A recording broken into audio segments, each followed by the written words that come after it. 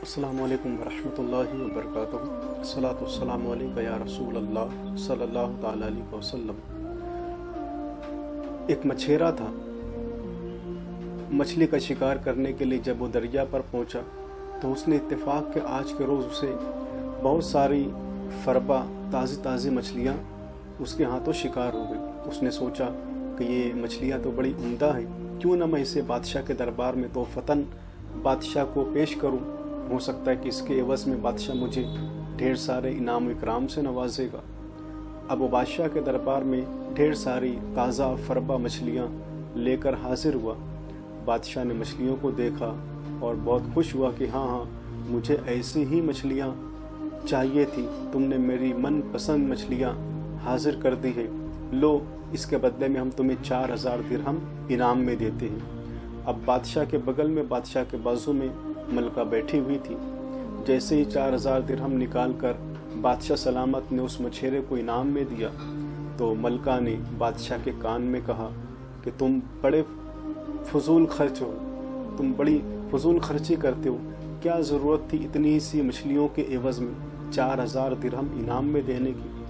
بادشاہ نے کہا کہ اب تو میں نے اسے دے دیا ہے، اور دے کر واپس لینا یہ کسی بادشاہ کی شان تو نہیں ہوتی۔ تو ملکہ نے کہا کہ اب تم اس سے ایسا کوئی سوال کرو، کوئی ایسی بات اس کے سامنے رکھو کہ یہ لاجواب ہو جائے اور یہ انعام چھوڑ کر جانے پر مجبور ہو جائے۔ بادشاہ نے کہا کہ ٹھیک ہے۔ تو ملکہ نے کہا کہ اس سے پوچھو کہ یہ جو مچھلیاں ہمیں لا کر دیا ہے یہ مچھلیاں نر ہے یا مادہ ہے؟ بادشاہ نے کہا کہ یہ جو تم مچھلیاں لائے ہو ذرا یہ تو بتا دو کہ یہ نر ہے یا مادہ ہے؟ تو مچھیرے نے کہا کہ حضور یہ مچھلیاں نہ نر ہیں اور نہ ہی مادہ ہیں، یہ اس کے علاوہ ہے۔ اب یہاں بھی کوئی بات نہیں بنی۔ پھر خوش ہو کر بادشاہ نے اور انعام مچھیرے کو دیا۔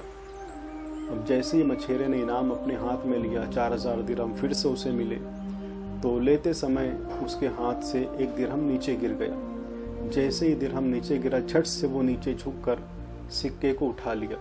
اب ملکہ نے کہا کہ دیکھو یہ کتنا لالچی ہے، یہ کتنا حریص ہے کہ ایک درہم بھی اپنے ہاتھ سے جانے نہیں دیتا، جیسے ہی گر جاتا ہے فوراً اسے اٹھا لیتا ہے، اس سے پوچھو کہ اس نے ایسی حرکت کیوں کی؟ تو بادشاہ نے کہا کہ کیوں بھائی، ایک ہی درہم تو آپ کے ہاتھ سے گرا تھا، کیا ضرورت تھی اتنی جلدی سے اسے اٹھانے کی؟ تو مچھیرے نے کہا کہ حضور گستاخی معاف ہو، اتنی جلدی سے میں نے زمین سے اس سکے کو اس لیے اٹھا لیا کہ اس پہ آپ کا نام لکھا ہوا ہے، اور میں نہیں چاہتا کہ بادشاہ کا نام جس سکے پر جس چیز پر لکھا ہو وہ زمین پر پڑی رہے، وہ زمین پر گر جائے، اسی لیے میں نے تاخیر نہ کی اور جھٹ سے میں نے اسے اٹھا لیا۔ تو بادشاہ پھر خوش ہوا اور پھر سے اسے 4000 درہم اور انعام میں دیے۔ اور پھر بادشاہ نے اپنے دربار میں یہ اعلان کر دیا کہ کوئی بھی اپنے اہم امور میں، اہم کام میں بیوی کا مشورہ قبول نہ کرے، وہ اپنی بیوی کی رائے کو نہ لے تو ہی اس کی بھلائی ہے۔ اور یہاں پر حضرت سیدنا فاروق اعظم رضی اللہ تعالیٰ عنہ کا قول بھی ملتا ہے کہ تم اپنے اہم کاموں میں بیوی کا مشورہ قبول نہ کیا کرو، اور اگر کوئی وہ مشورہ دے تو اس کے الٹ کیا کرو، برکت ہوگی۔ یہ حضرت فاروق اعظم رضی اللہ تعالیٰ عنہ کا قول ہے۔ اور حضرت مولا علی رضی اللہ تعالیٰ عنہ فرماتے ہیں کہ اگر جو شخص عورتوں کی رائے کو اپنے حکومتی کاموں میں قبول کرے گا، ان کے مطابق وہ فیصلے کرے گا، تو پھر وہ تباہی ہوگی، پھر وہ ٹھیک سے اپنے نظام کو نہیں چلا سکے گا، اس لیے ان سے مشورہ نہ لیا جائے۔